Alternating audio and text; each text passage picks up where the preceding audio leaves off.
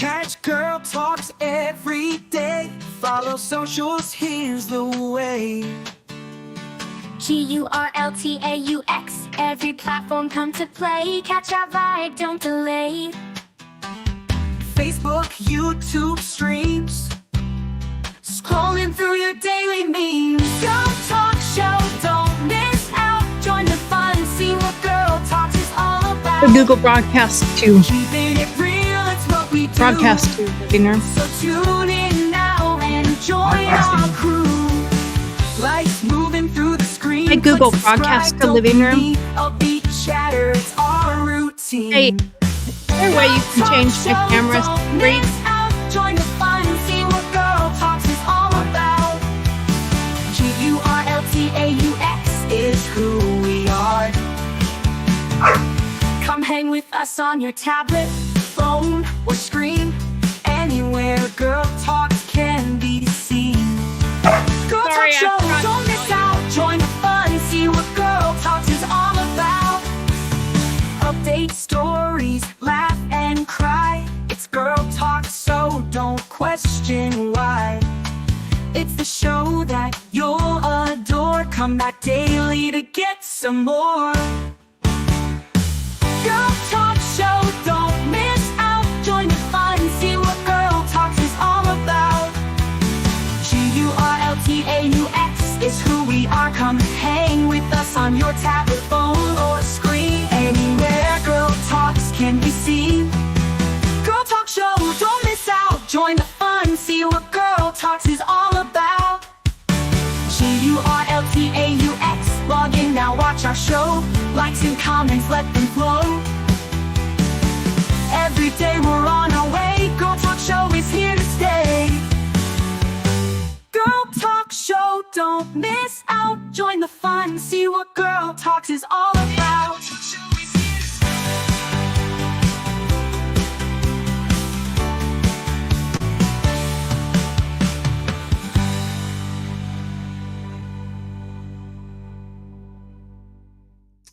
Well, hello. It is Wednesday, what they call hump day. I'm just going to kind of talk a little off the cuff today, and I do have a couple things to show because of I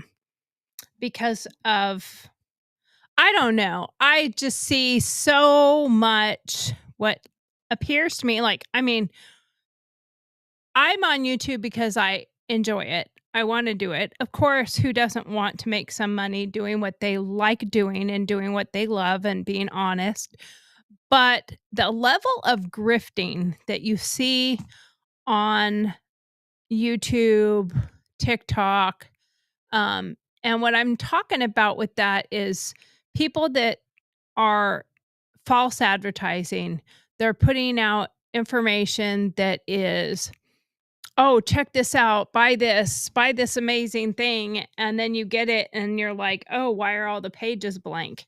I mean, like, that's what I'm talking about. Not just that, but other grifting too. When there is a hot topic, and like in the Garcia deportation case, there's GoFundMe's for the wife and him, and there are people that are virtue signaling, going online and posting their virtuous selves about how, oh, we're going to get him back and bless you. He is a freaking MS-13 gang member. And then there are people donating money and people who are taking money for these causes, like the Carmelo Anthony case. I mean, there are so many people taking money from the Carmelo Anthony case. And what I mean by that is, I don't know if you can believe in your heart of hearts that Dominique fella who's been charged in the past with, like, his criminal record is pretty extensive, to be honest with you. So he has check forging, and his crimes go all the way up from 2009, 2007, I think, 2015, 2000, you know. So it's like, has he really stopped, or did he just find a better way to grift? Did he just find a what better way? Um, and it makes you wonder, um, what is really on the agenda. Um, and it makes you concerned that there is mm, there's something more going on there, especially especially with the stuff he's saying. He's such a race baiter. He says this isn't about race, but yet he has been just absolutely, uh, absolutely making it about race. He has said some really horrible things, and it really makes me concerned that mm, we're seeing it. We're seeing what's going on, but um but are we really seeing what's going on? Like, let me pull this up I found today, and I want to make sure I type this in correctly. Um, so I'm gonna show you really quick. I hope this works without me having any problems with the site, because sometimes it is difficult to navigate, but it's something that made me concerned, and I wanted to share it. Um, let's remove that one.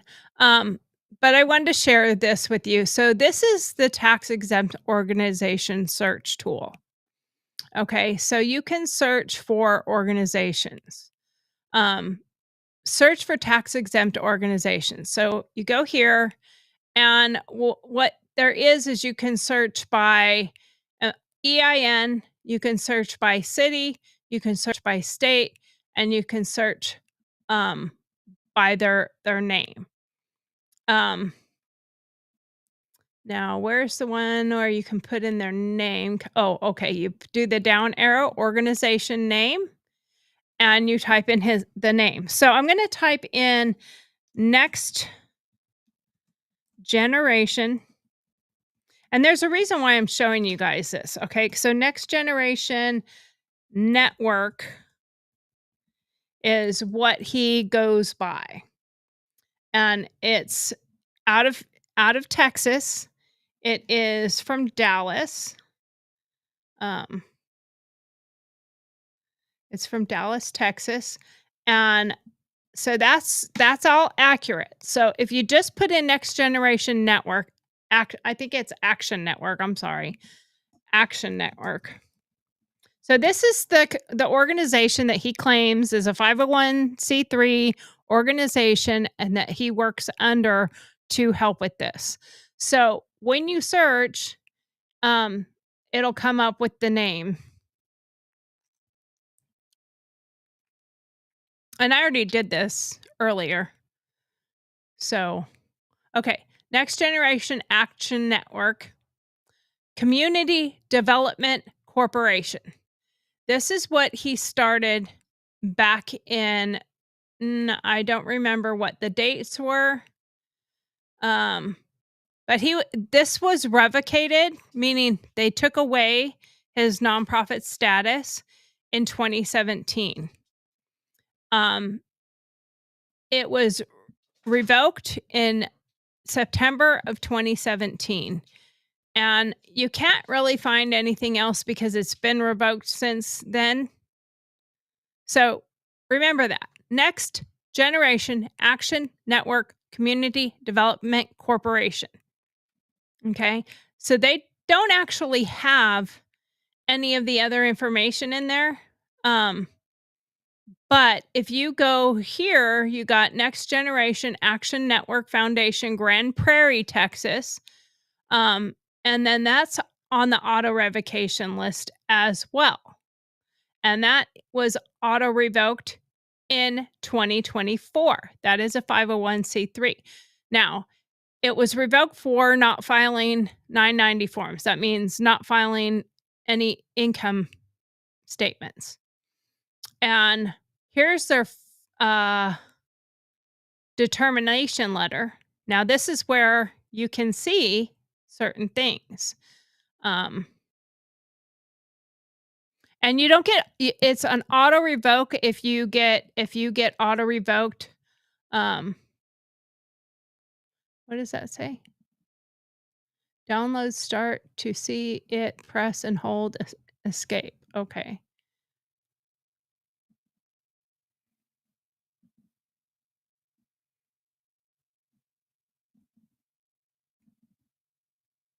Um Open in new link. That's what I'm going to try. You know what? I probably have to get off this main page. There it is. Okay. So I'm probably going to have to pull this one up too because I downloaded it several times. So I will share this page with you. I'm going to bring this up bigger. Now, this is out of Cincinnati, Ohio. And this is Next Generation Network Foundation, Inc., Greenview Street, Grand Prairie, Texas. And it says that they were determined they got their exemption status in 2016. So this is the one when they got it in 2016. But this one also has a revocation. I don't think you can see the page that I'm sharing. So hold on, let me do a different share. I hate that this makes it where I can only share one stupid thing at a time, and then I have to go back in to this stuff separately. I think that's the letter. Okay, let me add that. Okay, so this was June of 2016. It does not have his name on it. Okay, it does it, which is interesting because mine have contact person is, which I don't understand the IRS sometimes because I had to be so specific in the stuff that I was doing. And I mean, overly specific. And this says their contact person is customer service. Really? Okay. That's who their contact person is. So it doesn't give a name. It just says, dear applicant, and that they received their 501c3 status. But if you go back to, share again, you go back to this other one and you can see that it was tax period 2016, but principal officer is Dominique Alexander, and that's on Dallas, Texas. Okay, so he is the primary principal officer, even though the mailing address is in Grand Prairie, and the contact person in their letter is customer service. I don't know. Interesting. And it shows that this one also has a revocation date of 5/15/2024. Now, if you notice, this is Next Generation Action Network Foundation. Okay. Then you go back. Now we're gonna go back. Oh, forgive me. I will pull this back up. Okay, so I'm gonna go back down here. So as you can see, it says Next Generation Action Network, and it says principal officer name and address. It's Dominique Alexander, 2512 East Overton Road, Dallas, Texas. But of course it says mailing addresses in Grand Prairie, Texas. Now, if you go up here, it shows this was a 501c3 and their exemption reinstatement date, revocation date. There is no reinstatement date. There is a revocation date of 5/15/2024. Revocation posting date was August 12 of 2024. So they lost their exemption status in 2024. Now, I'm going to play the devil's advocate here, and in you can lose your filing, and there says that it was organizations who have wait up here for not auto revocation. Organizations whose federal tax exempt status was automatically revoked for not filing a Form 990 series return for notice of 3 consecutive years. Important note, just because an organization appears on this list does not mean the organization is currently revoked or that they have been reinstated or that they have not been reinstated, as they may have been reinstated. However, if you notice, those 2 names initially were different names. The other one had community. This one has foundation. This one they did the tax year from 2017, but then they didn't do, obviously they didn't do a follow-up. This says copy of the return for 2020, but that means they didn't do it 2021, 2022, 2023, and then they were revoked. Okay, so that's that one. Now, we're going to do this search again, and we're going to show, okay, that one is here. That's Next Generation Action Network Community Development Corporation. That one was revoked in 2017. Then this other one was started, and then it was revoked in 2024. Okay. Then you go to the third one, number 3. And if you can tell by all 3, and this is where Elon Musk is so right, because they don't talk to each other. They don't have a checks and balance system in there to see that grifting or fraud is happening. So over here on the far left side is the EIN number. Now, I have an EIN number for my business. And because I've never done anything fraudulently, I have changed my business. I changed my business from a construction company to a wedding event planning business. And then now it's an art business. You know what I did with the IRS? I went in and put a change of business name operating under the same owner, the same EIN. Here's my new information, my new address. So it's listed under my original EIN is still the same EIN. I never changed my EIN. Okay, they kind of treat it like a social security number somewhat.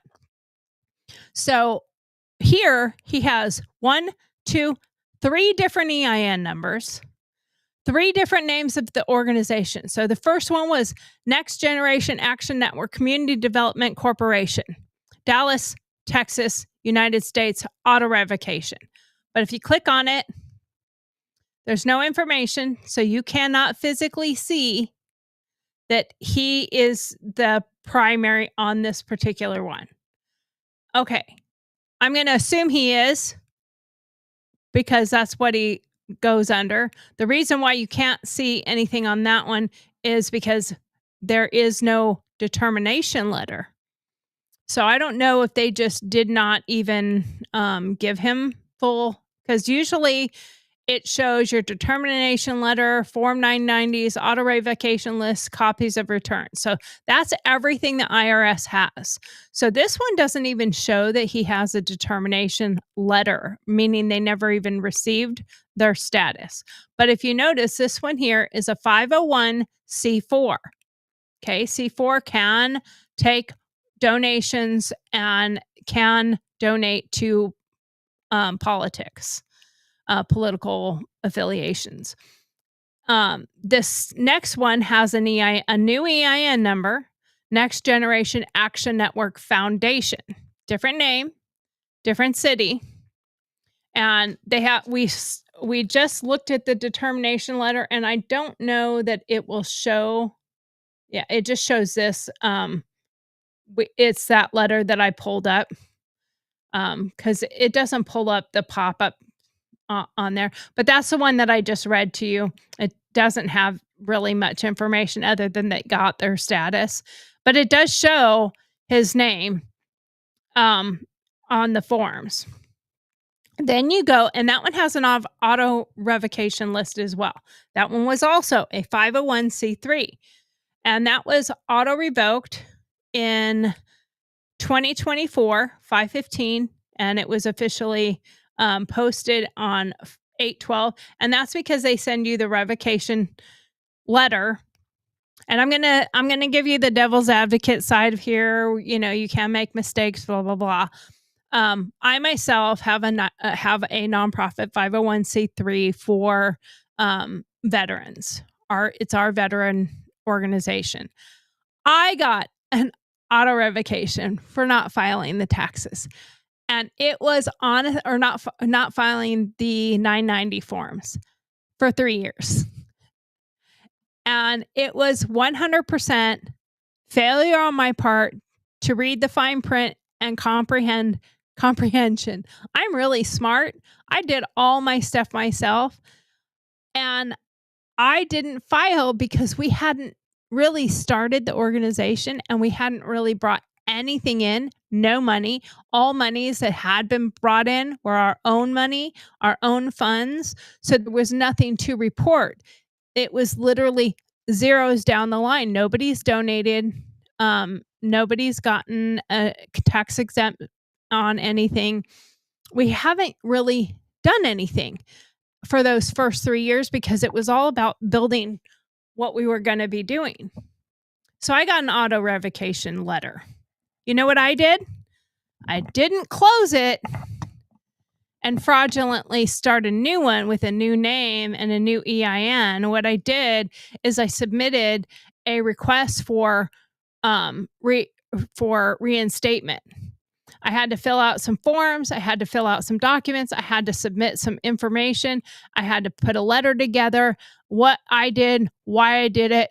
Oops, I'm sorry. Now I know better. You have to file even if you don't make any money. Because where my brain was at was if you make less than like $3,000 a month or a year as an employed person, you really don't have to file taxes. You don't make enough to worry about it. You're not going to get anything back. And you'll probably get your little bit that you paid into it. I suggest everyone always file their taxes. Don't ever not file your taxes. But I was under the impression that if it was zero, there was no need to report zero. So I was wrong. You do need to report zero. There you go. So because of that, I had to report what I was what I actually did. So my apologies to everyone, including myself, for being stupid.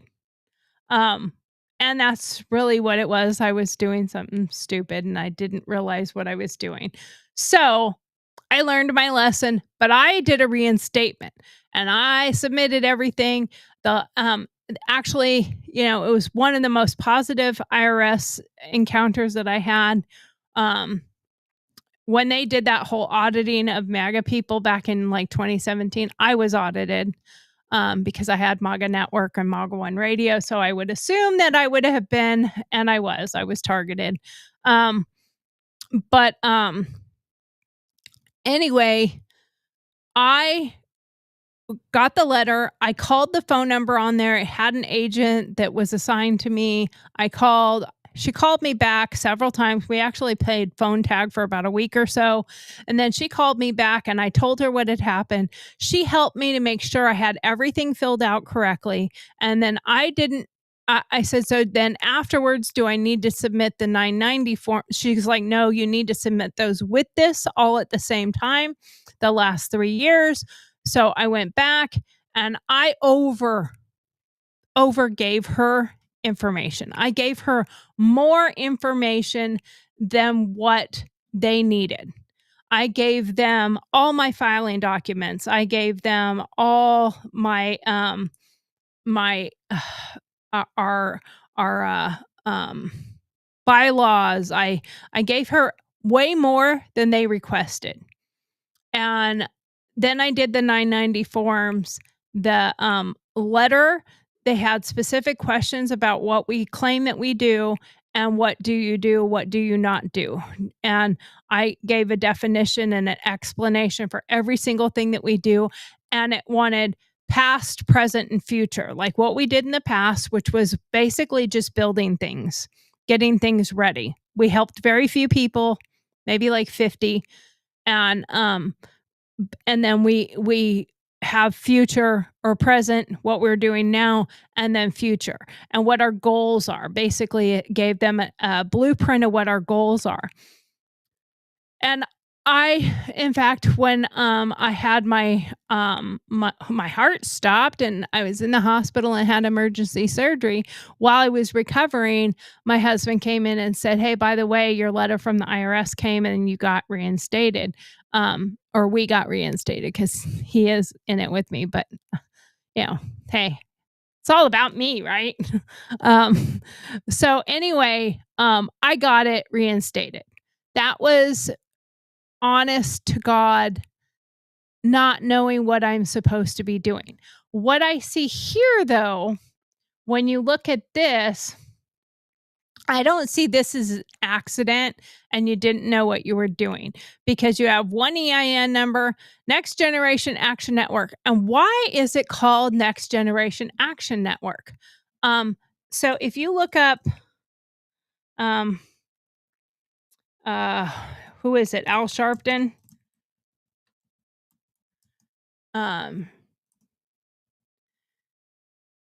Next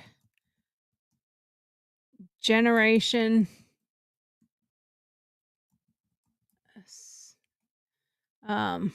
National Action Network.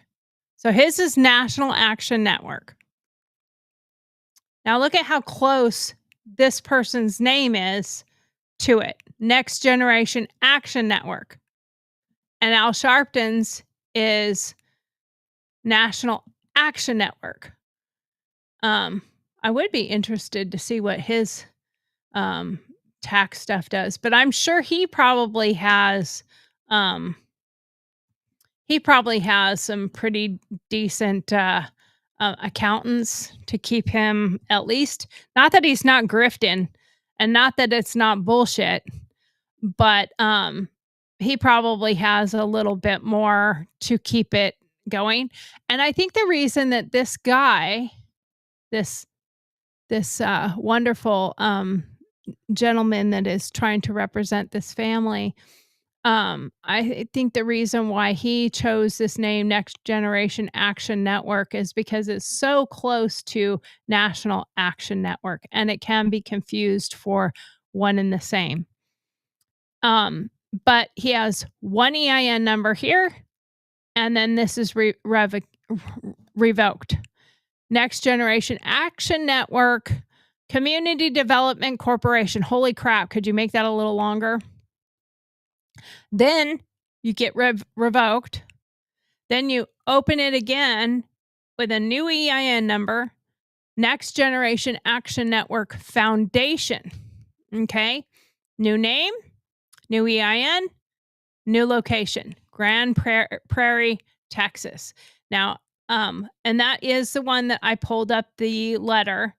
And again, if you remember, that only said that it was the contact person for that was customer service. Interesting that it was customer service. Like nobody's name on here. Contact person is customer service. Boy, I tell you what, I don't. This is when they were lackadaisical. Actually, this is when they were very, very pro-liberal, left side. So they're not the ones that got targeted. We got targeted in 2017. Okay, so then you go to number three, and that's got a whole new EIN. It's still Next Generation Action Network. Now, he didn't want to lose the Next Generation Action Network because it's too close to the National Action Network. Too similar. He wants to be comparable. So he starts that one up, determination letter. Now I'm gonna have to close this one for a second. I wish this would allow me to share a separate screen, but I have to remove that one from the screen and share a new screen. So I'm going to pull up this determination letter because I want to make sure. Come on. There we go. Come on. All right. Stop. I don't need a tutorial. I know how to use Adobe. Thank you. Sometimes these things are really annoying, aren't they?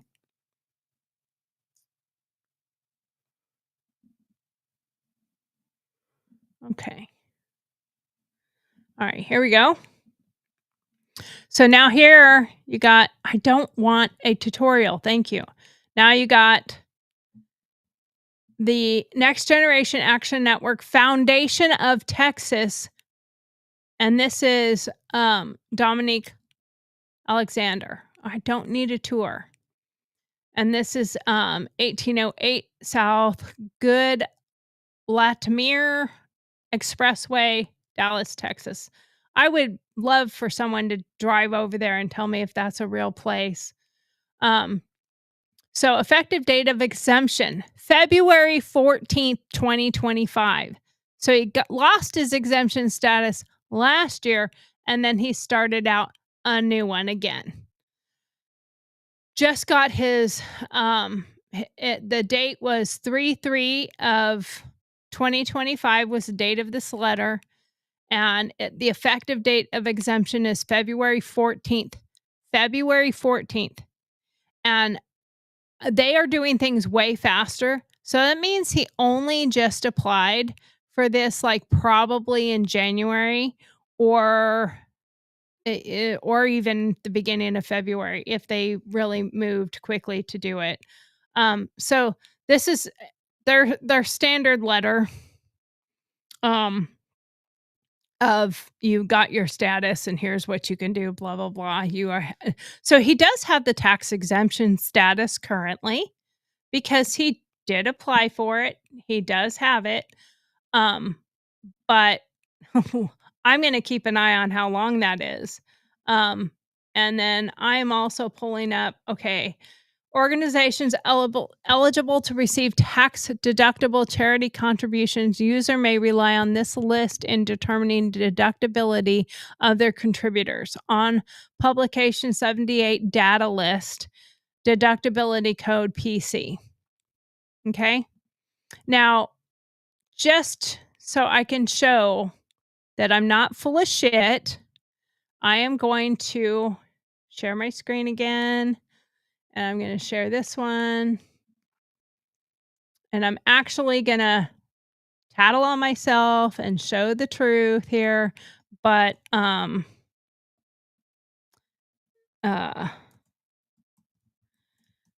it's not letting me type.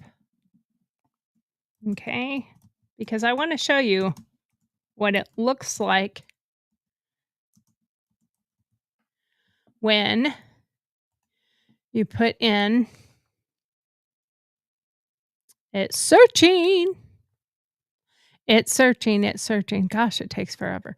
Vix Ranch Inc., Athens, Alabama. That's where we are. Okay. Publication 78, determination letter.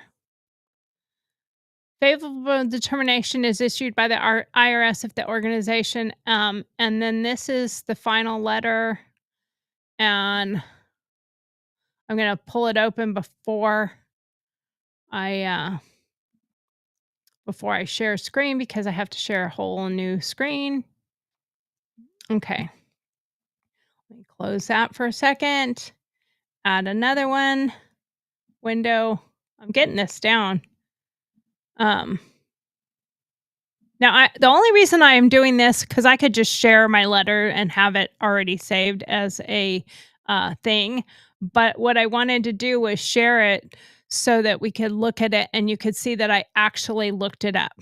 So there it shows my address, and they didn't fix my address because that's the original. So if you see effective date of exemption is October 23rd of 2021. Okay. That's when we first got our exemption status and we were in Nevada. All right. So you can clearly see, and it's the same letter. I mean, like they don't really change the letter on anything except for, I am curious on this. Well,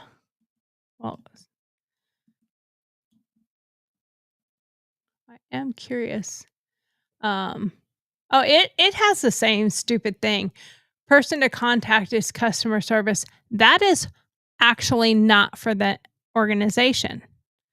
That is person to contact customer service IRS. Okay, so forget that his said that.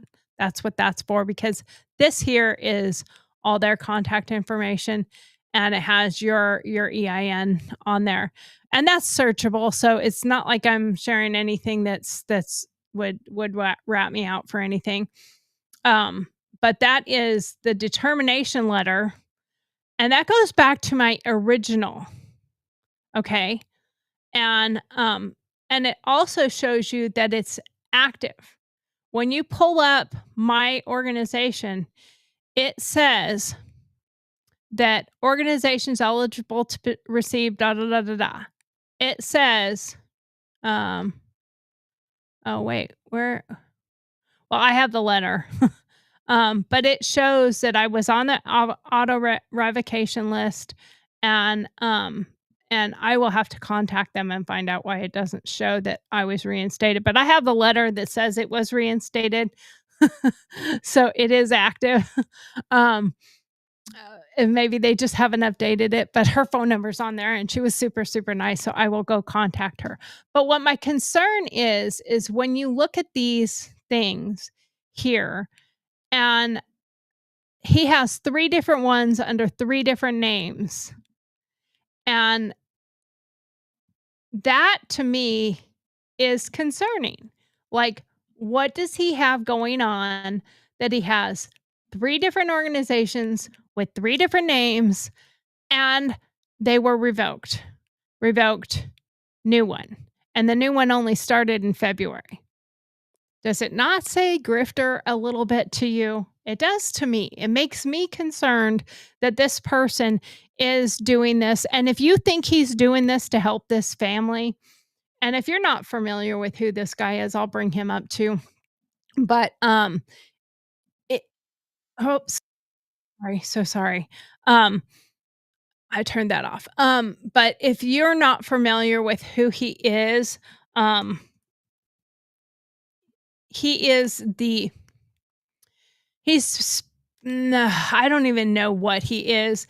He is speaking for the family. And he's treating this kid like he's a like he is a movie star.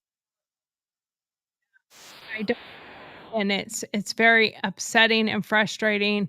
And it's one of those things what people are talking about, and I'm talking about this once again because I am so irritated with people taking advantage of a situation, people taking advantage of other people. It makes me bothered. And we all should be bothered by what is actually going on. We really should. So let's listen to this real quick. On one of my videos to tell Metcalf's father, quit. I made a statement on one of my videos to tell Metcalf's father, quit capitulating to these black people because they secretly despise and hate white people and want revenge for what they believe is still a wrong way back in slavery.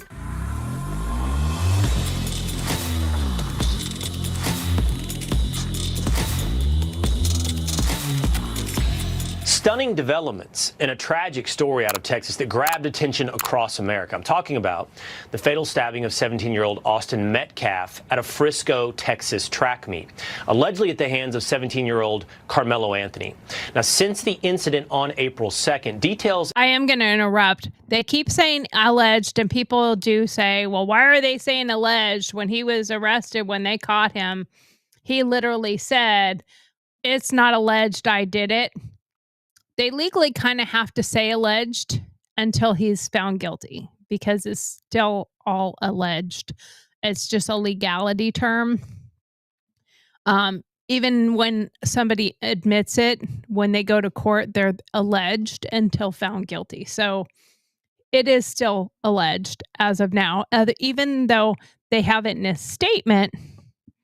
And of course, I'm sure some attorney is going to say, they can't use that because he said it under duress, or he said it quick throw of the tongue. But that stuff is usable.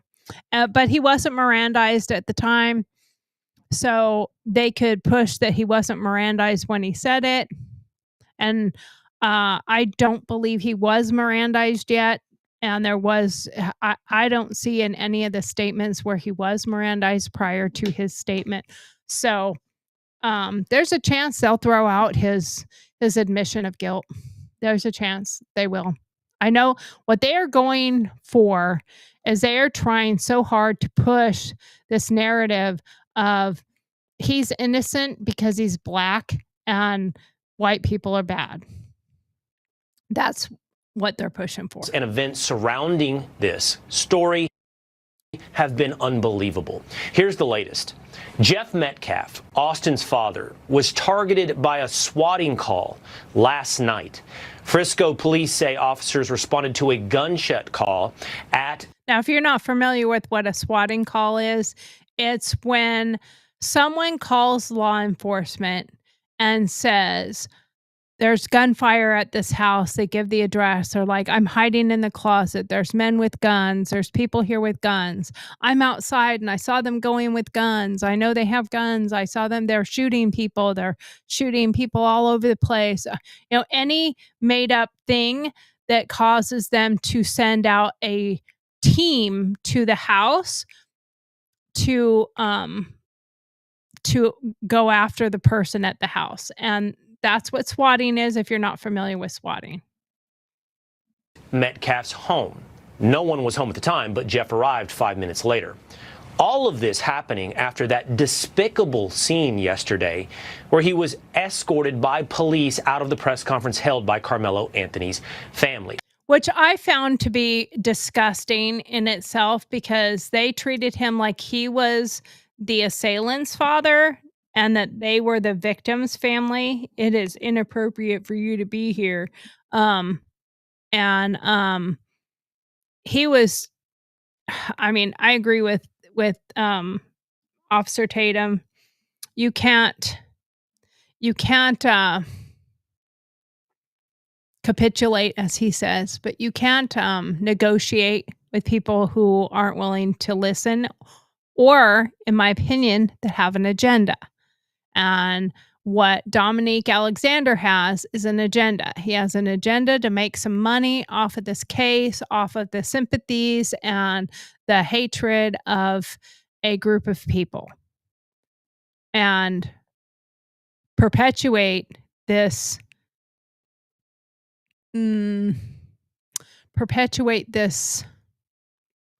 narrative that they want to use, hoping that that is what will get him off. What should happen is Texas should follow the laws, and the laws state you can't provoke, and you can defend yourself in the case of something that is as you are being treated. So if he were violently being attacked, he could respond and defend himself. That wasn't the case. He was not. And there are many witness statements that do not say he was being beaten, even though that's the narrative that's been put out. Him and his brother were jumped on him and they were. No, that's not what any of the witness statements say. And there are numerous. Let's continue. My next guest has been following all of these developments closely. He's former Tucson police officer and host of the Officer Tatum Show. It's Brandon Tatum. Brandon, thanks for being with us here today. You've been following this story closely. It only seems to get more wild and, quite honestly, more abhorrent by the day. Yeah, Will, thank you for having me on. And it is very despicable what we've seen so far. And it just speaks to the underlying underbelly of racism that still exists in this country, perpetuated by Black people, in my personal opinion. I made a statement on one of my videos to tell Metcalf's father, quit capitulating to these Black people because they do not want to be your friend. A lot of them who are associated with this incident, that's giving money in the GoFundMe, who's representing the family, they secretly despise and hate white people and want revenge for what they believe is still a wrong way back in slavery. So it is turning south as the capitulation continues. But another thing that I find is going to be very problematic is that you have people that are pushing disinformation that makes it appear that this is a self-defense claim. And I do not think that this kid has a chance at self-defense, which is going to be horrible for him at the end of the day. That does seem to be what the claim will be made when it gets to the court. But in the public opinion or in the public sphere, Brandon, you're right. We're already seeing comparisons made. In fact, Dominic Alexander did it yesterday at that press conference. He made comparisons to, for example, Kyle Rittenhouse. Yeah, and what he said about Kyle Rittenhouse is that he shot 3 people in the back with an AK-47. Not the facts. Not the fact. That has to be the most asinine thing that you can even try to express. Kyle Rittenhouse was attacked. He was chased down, cornered. A guy tried to take his weapon. He shot him. Another person tried to use a deadly weapon against him, which was a skateboard at the time. He ended up shooting him, and another person pulled a gun on him. And what else could he have done but protect himself lawfully in a place that he belonged? This is a very different situation. You have a young man who brought a knife to a track meet, which is already illegal, bringing a knife on the premise of a sporting event. And then you have the person, obviously, with the evidence that we have so far, is premeditating a stabbing because he has his hand in his bag and he's telling them, touch me and see what happens. You only need a split second to develop premeditation. So if you have a plan that you're going to use a weapon against somebody before you use the weapon, that's premeditation. And not utilizing equal. Yeah, premeditation does not have to mean like you sat in your house and you drew out all the plans and you planned for it. They have ways of determining whether or not you had premeditated it from the time just before you did it. And the premeditation can be that he knew he had a knife in his bag. And because he knew he had a knife in the bag, that all he had to do was push some buttons and he would just, jump right out and provoke the guy. If he gets him to put his hands on him, I can stab him. I got my mark on taking out a white boy. And, I don't know if he was trying to get with some gang. I don't even know how he did the gang sign, but he did some gang sign in one of his videos. There's another one that I'm going to pull up real quick about that part of it, which is rather interesting, actually. But I will pull it up so you can hear that part too. Force against a person is another uphill battle for him. Someone pushing you does not necessitate you to use deadly force against them. In no world is that legal, especially not in the state of Texas. Let me ask you a question, in your opinion, Brandon, of Dominic Alexander. That press conference, I think we both agree, was absolutely appalling. He managed to butcher not just regular English grammar, but he managed to butcher the facts, for example, of Kyle Rittenhouse case. How does someone with not just his inabilities, but his criminal record become a voice in the public eye for someone like the family of Carmelo Anthony? Will, this is just a continuation of the manipulation from Black leaders to just pimp out these families for money. This man is not qualified whatsoever, and I can put my life on it that the defense team is literally want to throw up thinking about this guy litigating or putting information out in the public, and he's an idiot. He can't even say defense. What did he say? Self-defense. The other day he said self-defense. He don't even know how to say self-defense. And then also, I think what his objective is. I'm sorry, but that's so funny. It's self-defense, and it's Daniel Pena, and it's Kyle Rittenhouse. I mean, okay, accent and all, but come on. Defense? Come on. And people may be missing this, is that they want to get the public to be on their side in order to taint the jury pool. Because as much disinformation they can put out there, as much sympathy they can garnish from the surrounding. Now, that is an absolute part of what is important for people to see, because I'm going to switch to this one real quick. And it's about talking about when you have misinformation that gets out to the public. Now, let's say these women here, these people on this panel. Now, this is a panel that is talking about this case, and he's bringing it up because of the absurdity of it. But he's bringing this one up for that purpose as well. And the thing is what you don't realize is Kyle Rittenhouse's case was several years ago. And the information is still false that's happening. I think in the comments. Name a white person that killed a black person that is not or have not been held accountable in the last 5 years. George Zimmerman? George Zimmerman wasn't even white. Oh, just say one thing. I just want to answer your question. Who killed who or whatnot. Kyle Rittenhouse was 17 years old, white boy that murdered two or three black kids in Michigan during a protest. He was acquitted on all charges. Okay, and they're not stopping her because they're all in this group together where they're perpetuating the same thing. Now, I think this Anton Daniels does fight back a little bit, but it wasn't 3 black kids. It was 3 white kids. Or 3 white men, and he was white, and he was being chased down and was attacking them. He had a AR-15. He had came out there as a medic or for medical EMT assistance in this rally that they were having. And whether or not he should or shouldn't have been there when he's from Wisconsin is neither here nor there. He was, and that's the fact, and that doesn't matter. And I believe I thought it was in Illinois, but maybe it was in Michigan. Maybe I have that part wrong. But I thought it was I think it was in Michigan. But he was on his back being hit and beaten with a skateboard and a gun in his face. They chased him down and got him on the ground and were beating him when he shot the first one. And then he had to shoot the second one. And then the third one was shot in the shoulder. And that third one, they had as a witness testimony trying to convict him on the stand. And he basically won the case for him because he did talk about how, he had a gun. He had a handgun. And yes, he was chasing him down. And yes, he did hit him.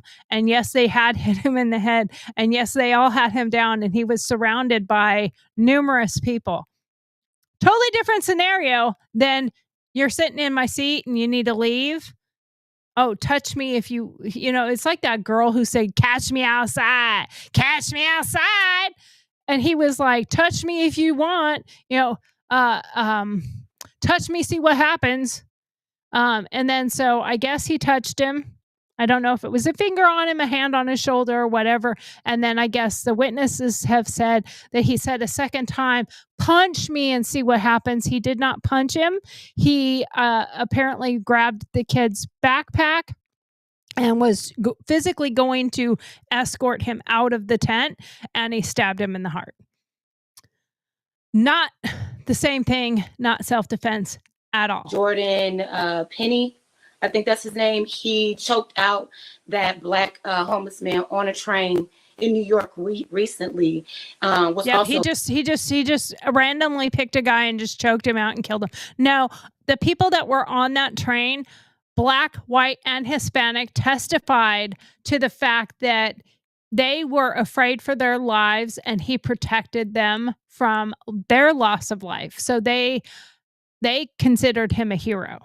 Acquitted of charges. So and No, I guess neither one of those was killed. Stop. You know, but he was pointing out. Now the thing is that bothers me is, like, you'll hear her in a second. Do you know that Kyle Rittenhouse? He doesn't know it either. So they don't know. And I mean, they all have computers in front of them. They can freaking Google it just like I can. They can Google it right now in front of them to see what three black. In fact, I'm going to do that while we're sitting here. I will continue playing this, and I'm going to shorten this side over here, and I am going to Google while they're talking. So I'm going to keep it on the same speed. I'm going to wait to hit play until I start Googling, and I'm going to Google who did Kyle Rittenhouse shoot.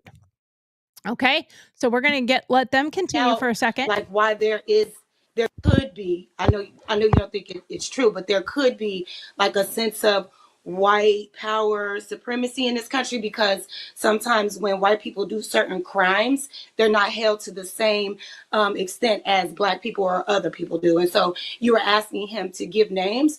I gave you two, and one was actually the same age as the guy, the black boy that just killed the white guy. And he was acquitted of all his charges. He was also a 70-year-old white boy in Wisconsin. Happens all the time. And it's like, well, why was he acquitted when he actually murdered someone? You all are saying that, because they didn't murder anybody. Yeah, he did not murder them. What do you mean? No, Kyle they didn't. Rittenhouse definitely murdered 2 or 3 people. Are you familiar with the story? No, I'm not. And she's not either. So you can't just make that statement then. So I absolutely can, because if the court of law determined that they was acquitted of the charges, then that means that he's not a murderer. No, that means that the system worked in his. Okay, so now we're gonna. So I searched that quickly.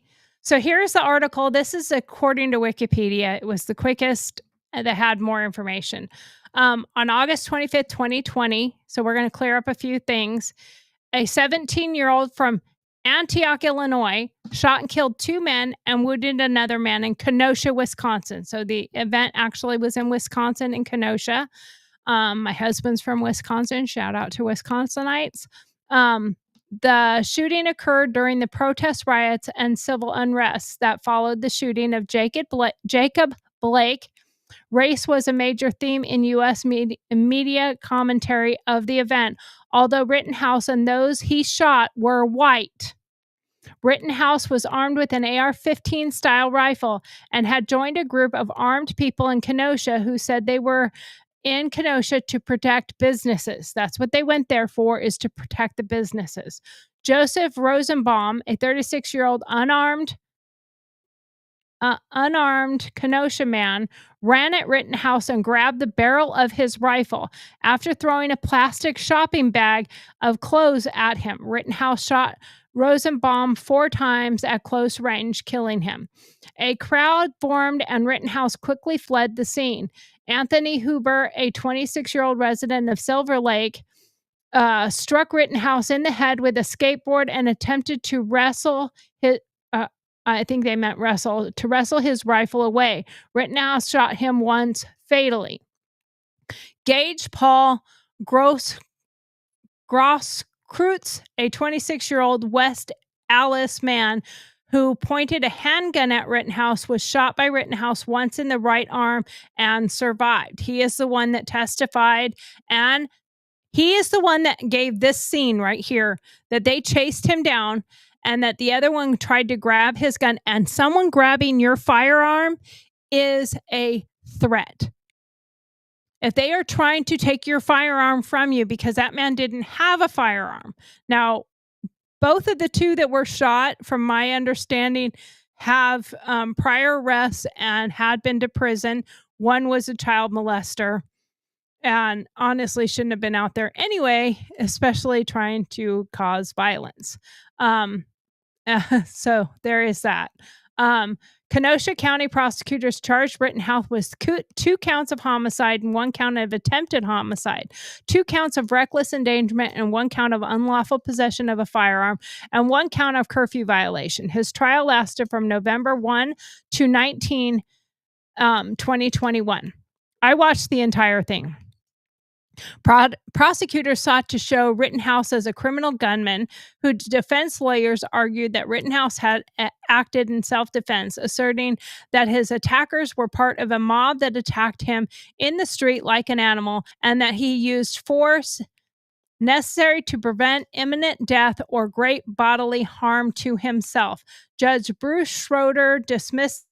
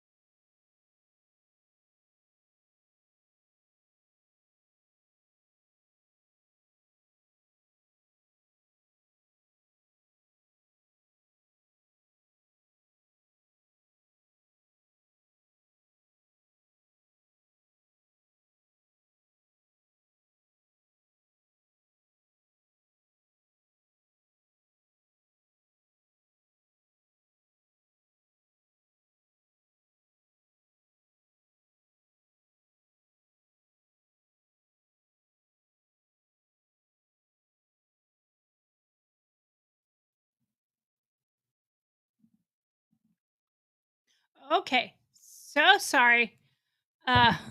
So apparently, I don't know what happened, but we had a flash. Everything went out.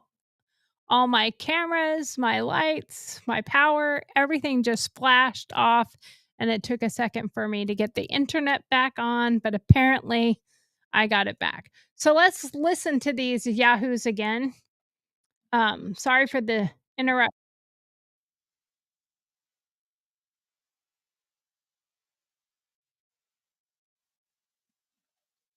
because he didn't murder anybody.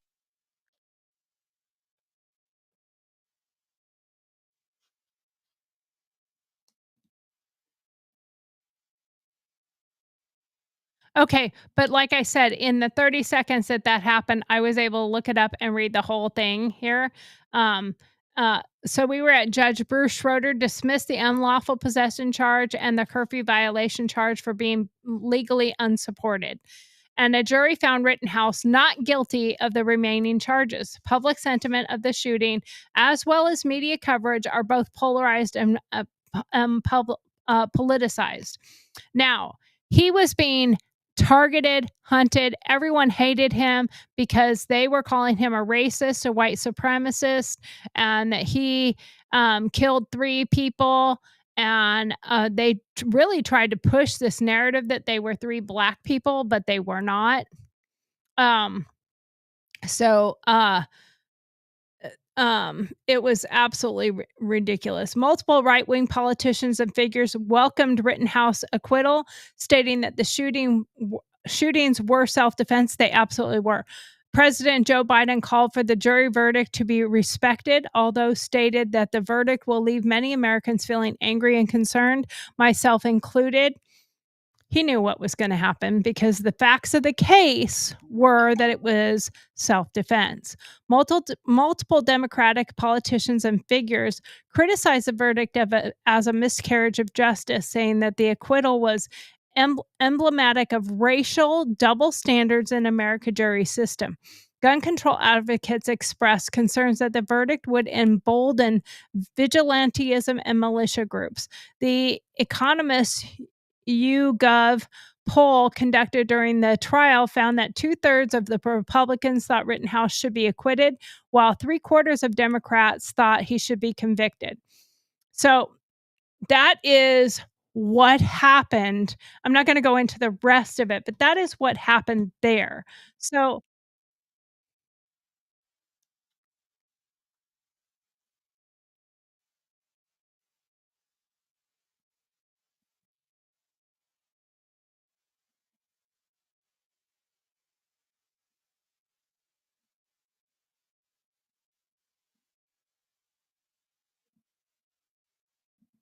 Absolutely. Absolutely it is in this I'm situation. gonna tap out. 100%. I'm done now. Because if the evidence is showing that he's not guilty, then why would I say that he's not guilty?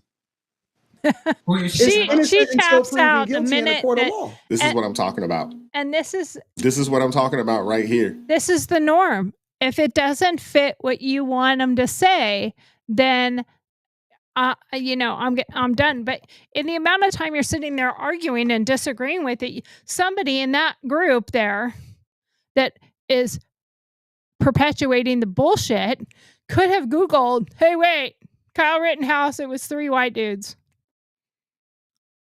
And he didn't kill all 3 of them, he only killed 2. And it was actually the testimony from the 3rd one that was shot in the arm that actually got him his proof of self-defense. He was the reason. Because at least that's one thing I have to say. At least he told the truth on the stand. I have to say that. The young sister up there don't know what she's talking about. Rittenhouse, there were no black people involved in that situation. None. The 3 people that attacked Kyle Rittenhouse, they were all white dudes. 2 of them had been to prison, if I'm not mistaken. Mm-hmm. The Penny situation up in New York, you had people that went to that trial and got on the stand and supported the young man doing what he did because they all thought that their lives were in danger. Right. And these were black people, white people, Hispanics. A lot of different people got up there on the stand and stood up for him. There's also another case in New York that's going on right now. And he will be acquitted as well because it's a similar situation. The only difference is that the young man had a knife and he stabbed the individual that was attacking others on the train. But his case hadn't actually gotten a trial yet. But I would assume that based off of the Penny case, his case, he's going to be acquitted as well. I mean, come on, man. This is the problem right here, is that people do not know. Okay, and I'm going to go back to here one more time, and I'm just going to read this one part for you and share this with you real quick. Is just this one little statement here at the very beginning of it. On August 25th, 2020, Kyle Rittenhouse, a 17-year-old from Antioch, Illinois, shot and killed 2 men and wounded another man in Kenosha, Wisconsin. The shooting occurred during the protest riots and civil unrest that followed the shooting of Jacob Blake. Race was a major theme in the U.S. media commentary of the event, although Rittenhouse and those he shot were white. Clearly stated. And I know some people can go, yeah, but you're reading from Wikipedia and anybody can add to Wikipedia. But for the most part, when there's a court case like that, the court documents are pretty accurate in that part of it. So let's go ahead and let's just finish up what they're saying here.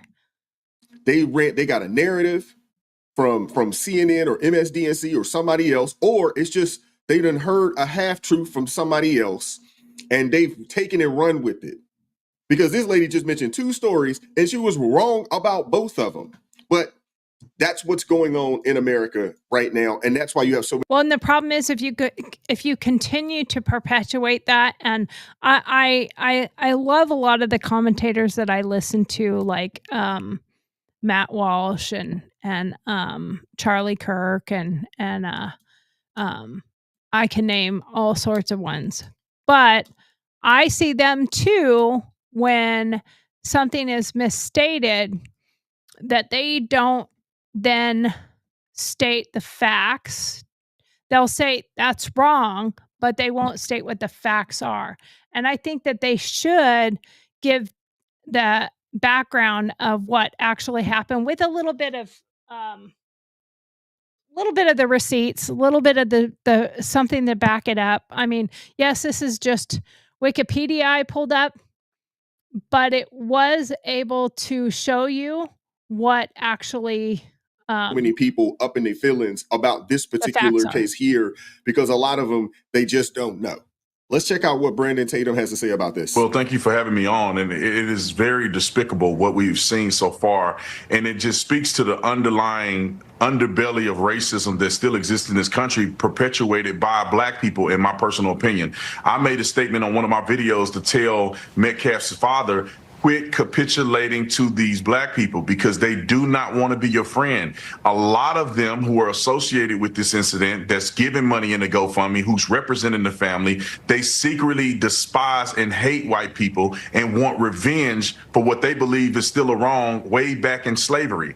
So it's turning south as the capitulation continues. But another thing that I find is going to be very problematic is that you have people that are pushing disinformation that makes it appear that this is a self-defense claim. And I do not think that this kid has a chance at self-defense, which is going to be horrible for him at the end of the day. That does seem to be what the claim will be made when it gets to the court. But the thing is he has to show proof. Now I know some people will say that it is the part of the prosecution to prove that it's not self-defense. And yes and no. It goes both ways. His defense has to prove it's self-defense, and the prosecution has to prove it was not self-defense. But they can't just claim self-defense and then have nothing to back it up. They can't just claim it and then the prosecution has to prove it's not. They have to have something that determines, yes, it was Yes, it is. No, it isn't. Okay, you can't just claim it and then it's all up to the prosecution to prove you're not. Um, you have to prove it is as well. You know, it goes both directions. But in the public opinion or in the public sphere, Brandon, you're right. We're already seeing comparisons made. In fact, Dominic Alexander did it yesterday at that press conference. He made comparisons to, for example, Kyle Rittenhouse. Yeah, that has to be the most asinine thing that you can even try to express. Kyle Rittenhouse was attacked. He was chased down, cornered. A guy tried to take his weapon. He shot him. Another person tried to use a deadly weapon against him, which was a skateboard at the time. He ended up shooting him, and another person pulled a gun on him. And what else could he have done but protect himself lawfully in a place that he belonged? This is a very different situation. You have a young man who brought a knife to a track meet, which is already illegal, bringing a knife on the premise of a sporting event. And then you have the person, obviously, with the evidence. Right. That right there should be one of the biggest factors in proving self-defense. He would have self-defense perhaps in a fight. If they were both charged with assault because they both got into a fight, an altercation, and he said, put your hands on me and watch what happens, and he punched back and he defended himself and they got into a little bit of an assault situation. If he just said, don't touch me, and then hands were laid on him, and then he fought back and there was no stabbing, he didn't have an illegal lethal weapon and use it and kill someone. So you see where that's going. You have to have a little bit more than just that you want to claim something.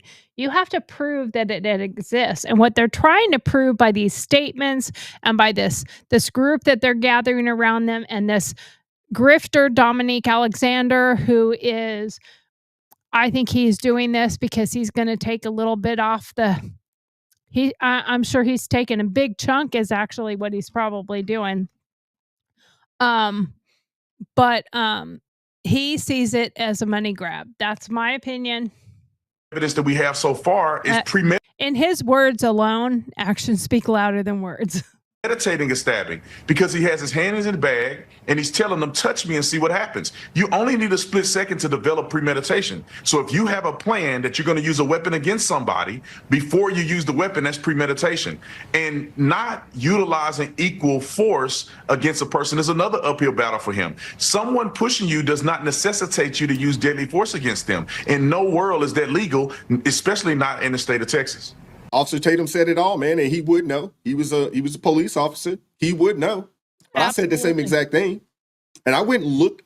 Well, and in a court of law, it's not about what a police officer thinks or what a police officer believes. I'm a former police officer too, but it's in a court of law, it's not about what a police officer says or a police officer thinks. It is about what a reasonable person would believe. That is how courts are tried. That's how cases are proved yes or no, or right or wrong. It is what would a reasonable and prudent person believe? That is more accurate than just he was a police officer, so he should know. He was not a police officer in Texas. However, he was a police officer in the same state I was a police officer, and Arizona. And you have to prove that you were in fear of your life. And what a reasonable person would believe is true and prudent to you being fearful of your life. Someone putting their hand on you, yet you have to leave. Even if they took two hands and he put two hands on the two sides of his shoulders and said, you got to go. And that wasn't what was in any of the witness statements either. So let's finish this up. Personally went and looked at the Texas Penal Code. I went and looked at it. It's all out there. It's all public knowledge. And based off of what I read, again, I'm not a lawyer. I'm not a judge. I'm not a prosecutor, nor a defense attorney. I'm not. But I got common sense, and I can read, and I can comprehend. And based off of what I read, as per the self-defense statute in Texas, it did not sound or read like this young man has a case for self-defense. Just No. based off of the last thing that Officer Tatum said here. Someone pushing you doesn't give you the ability to take it a step further with a weapon, knife or gun. It doesn't give you that. It doesn't afford you, that ability. It just doesn't. And But people let's check have out. also brought forward the stand your ground law in Texas, and that because it's a stand your ground state, he has the right to stand his ground and not retreat. However, that applies to your personal property. That applies to places you are supposed to be at. Like if you were at a venue that you were supposed to be at, or you are in your house, your vehicle, you have the right to stand your ground and defend your property. It doesn't apply to a place you were not invited nor welcome. You can't go into somebody else's house and then when they tell you to leave, assault them and say, but it was stand your ground. That's not your ground to stand on. So you can't use that as your excuse too. I've heard that one as well. You have your stand your ground law. I'm not sure how much more is on this particular one. But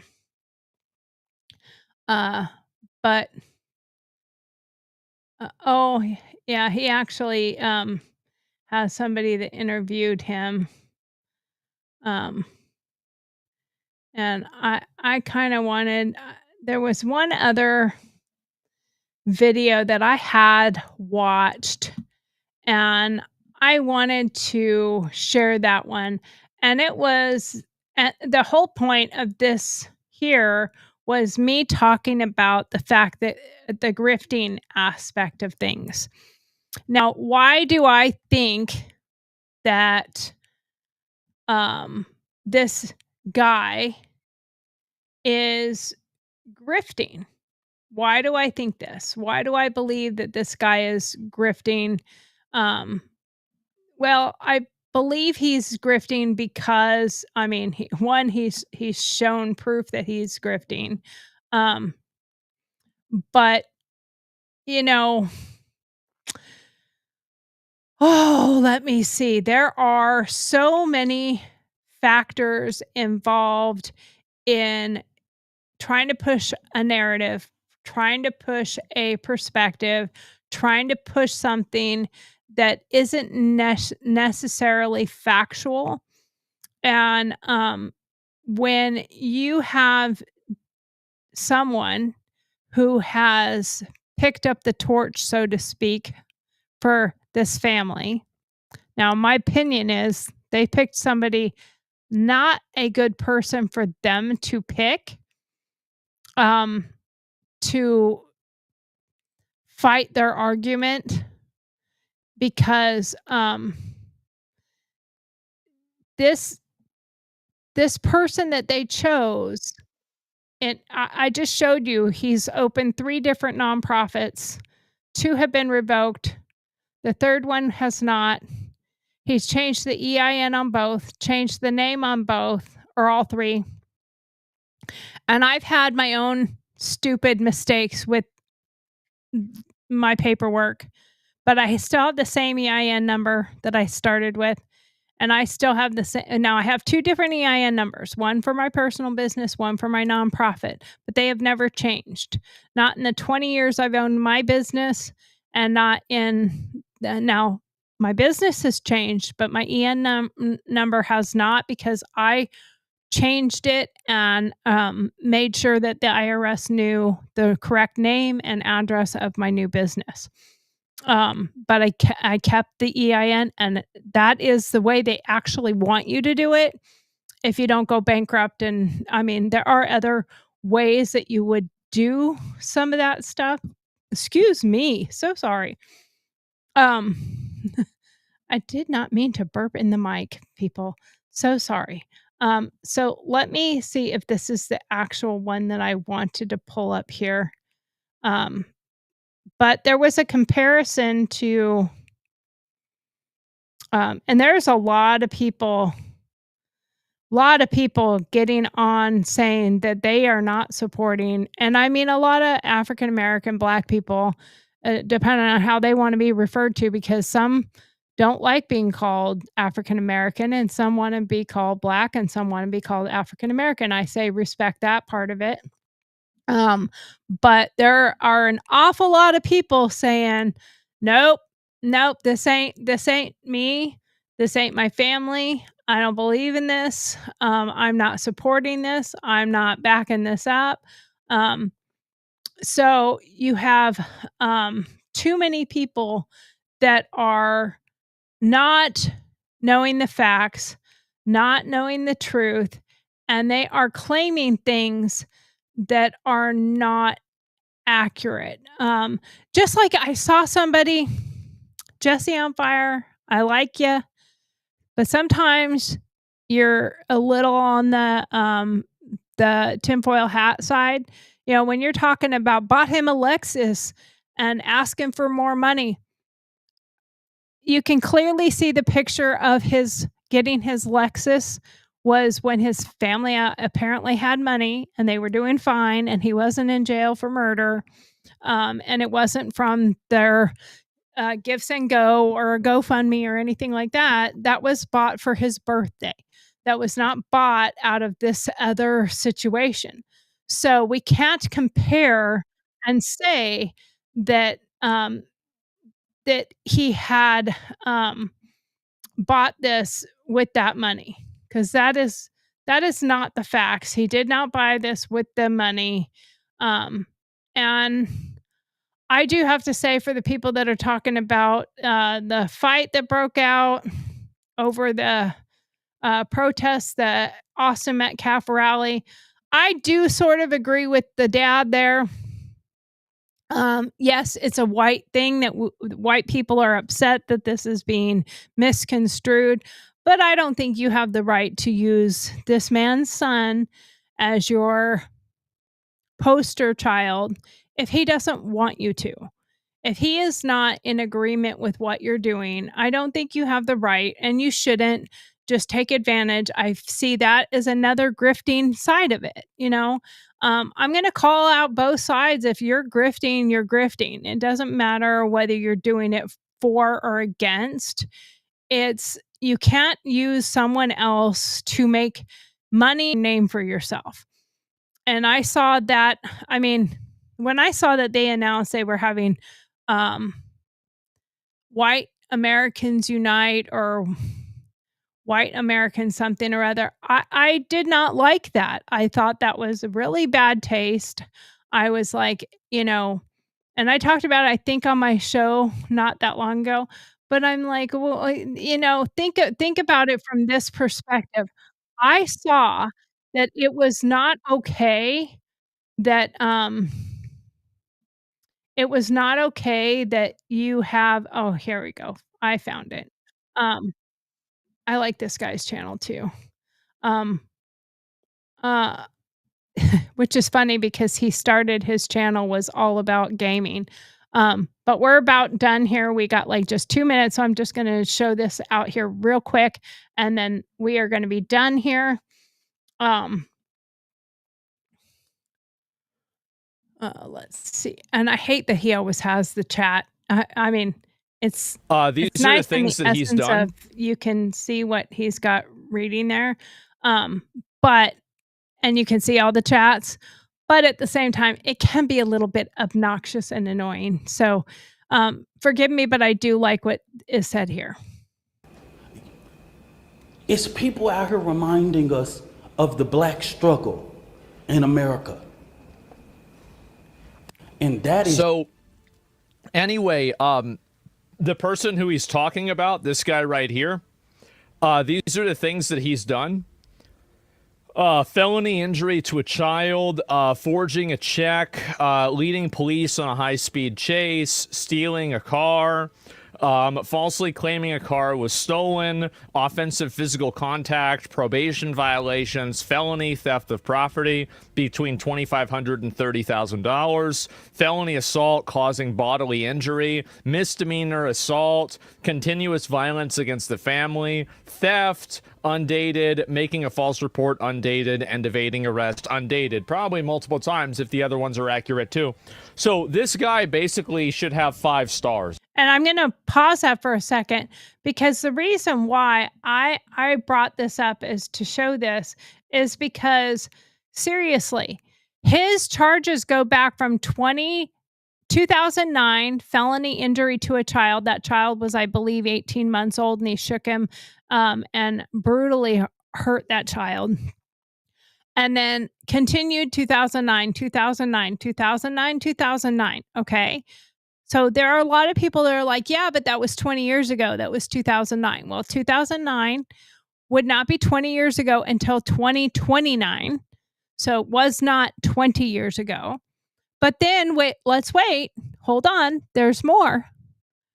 Offensive physical contact, 2015. That is now only 10 years ago. Probation violation, 2016. That was only 9 years ago. And then felony theft of property, $2,500 to $30,000, 2016. Do you see how this time is going closer and closer? Felony assault causing serious bodily. And I apologize. I don't have this on the screen. So now you can see it. Felony theft of property, 2016. Felony assault causing serious bodily injury, 2019. Now we're only 6 years ago. Misdemeanor assault, 2019. Continuous violence against a family, 2019. Theft, undated. Making a false report, undated. Evading arrest, undated. And then I'm going to add in there fraud, opening a nonprofit to make money and then just don't do anything and get it revoked and then open a new one 3 times. Let's just say that. Okay, 3 times. We're going to go with that one 3 times. Now, in comparison, and we don't need to listen to this grifter any longer, this fraudster, this little grifter man. I think it's rather disgusting what's happening. Then they had the rally for Austin Metcalf and White People Unite, or American Whites Unite, or whatever it was called. And then you have the comparison here, and I believe it was on Austin Gold's right here. Hopefully this will be at the right spot. And then we're just about finished here, guys. And so anyway, this guy made a video about it. I'm glad I saw this, because I legitimately forgot where I was going with this, okay? So I wanted to frame everything from that just so you guys can understand what's been going on, how it's happened, and how things have evolved. And then this is one guy talking about it as well. Here we go. On behalf of the Black community, I would like to apologize to the parents of Austin Metcalf for making a hero and this is out Rob of the Smith. young I've man met him. He's a that great killed guy. your son. I apologize that there are so few fathers around and so few male figures around to teach the Black community about emotional discipline. And I do want to clarify, he's not saying that this kid's father is not in the home or teaching him things, but it's a big factor in the African American community that there aren't fathers in the home to teach them things. But for Carmelo Anthony, both his parents are together and in the home. I don't know what the dynamics are there. He looks like a weak little twerp, and she looks like she's the one in charge. She did all the talking, and he sat there. When she said, and I don't know if anybody caught that, but when she said he is losing his mental health by the day. Um, let's see if we can catch hers real quick. Mello's mom, Kayla Hayes, and we finally did. We believe in legal process. We saw and this that is already. where the truth will come out. To the family who experienced the loss. Oh, okay. Well, this it was earlier in her statement. Let me see if there's any more of her statement. I'll have to find her statement another time. But in her statement, she says he is losing his mental health by the minute. His facial expression was like he looked down, rolled his eyes, and turned back. I want to see what the body language experts are saying about this situation, because they've got to have something to say about it. I mean, they really do. They've got to have something to say about it. That's why you see so many guys that don't grow up with father figures that can't control themselves and choose to violence. I don't actually even think it's the violence itself. It is what the violence implies, which is a lack of emotional regulation and emotional control. And so it's like, again, it's kind of like a second order effect, and it's not a direct effect. Pin up emotions, exactly, yeah. As I'm, and this is, by the way, like, I'm not a scientist, I'm not a psychologist, I'm just freeballing it, all right? That's just what it seems like to me, you know? Well, just an average person can Not figure out. making a hero. And again, also, by the way, women teach men other things that are important too. Yeah, and having your parents teach you things. And from what I have seen looking at the Carmelo Anthony family, is it seems to me like they did have a business. I guess it went belly up or something like that. But they go on family vacations, their cruise pictures. A lot of this stuff was found on their Facebooks. The cars, they all have fancy cars and expensive cars and whatever. Carmelo Anthony had a Lexus or something like that.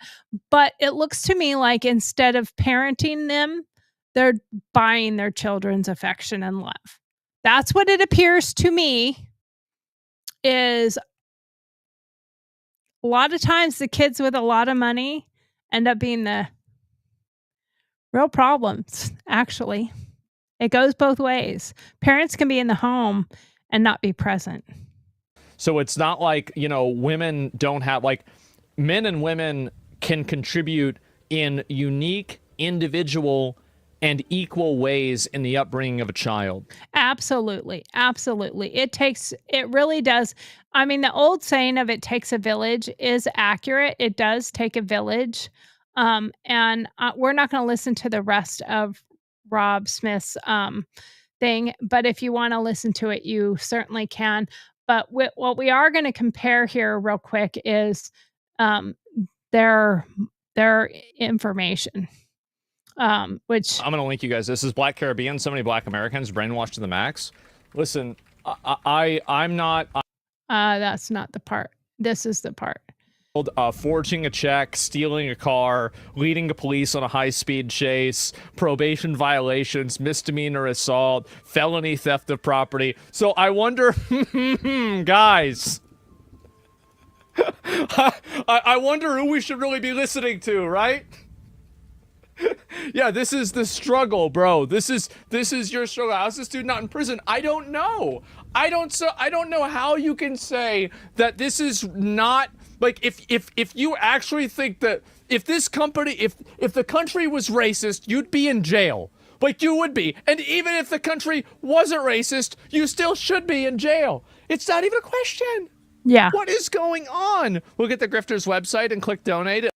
Yeah, you can't donate on the website anymore. I don't know if there was a reason for that. But did I miss the part where he went over the information for Community, I would like pause it. So, like, let's go ahead and let's right look here. and let's compare the two people, okay? And so I'm going to link you guys. This is Black Caribbean. So many Black Americans brainwashed to the max. Listen, I'm not a big.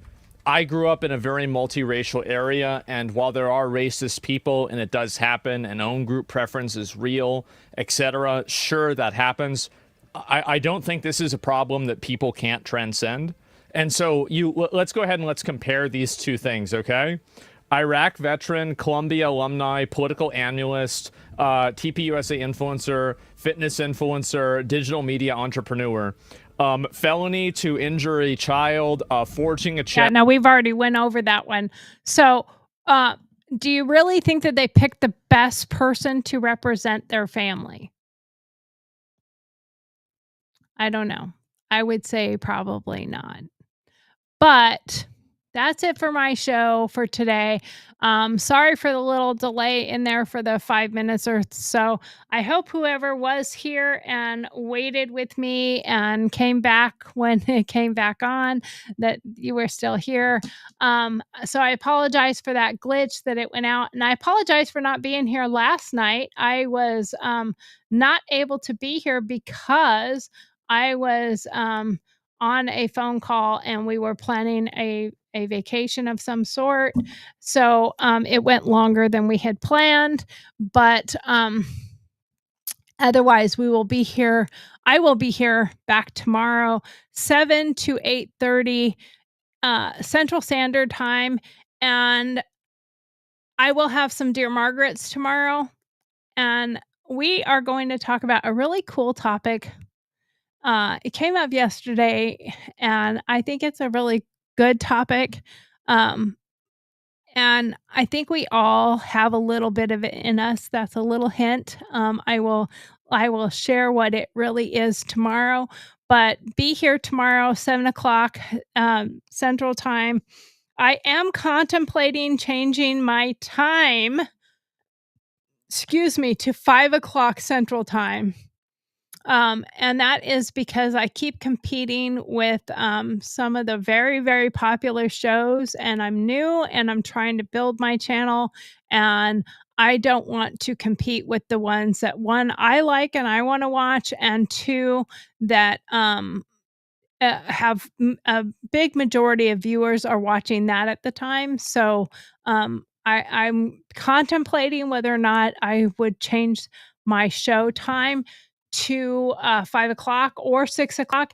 If you have any opinion in that and you would like to share with me whether I should or should not do so, please send me an email at Tori@GurlTauX.com, and that's GurlTauX, and Tori is spelled Tori. So Tori@GurlTauX.com. And again, if you want to send in a Dear Margaret, I keep putting them aside. We will have Dear Margaret tomorrow. You can send those emails to Dear Marge, DearMarg @GurlTauX.com. I will see you tomorrow. Thank you so much for being here and sharing the evening with me. Again, sorry for the delay and the glitchity glitch as my power went out. Thank you so much. Have a great night. Oh, and don't forget to like, follow, and subscribe. Share with your friends. Thank you for watching Gurl TauX live broadcast, which airs weekdays at 7 p.m. Central Standard Time. Don't forget to send in your Dear Margaret questions.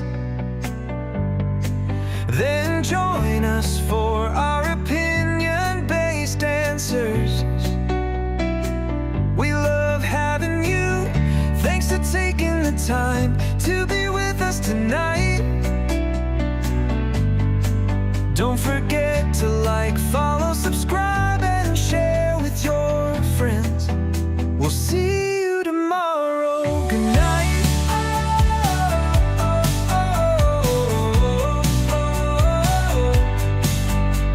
Good night.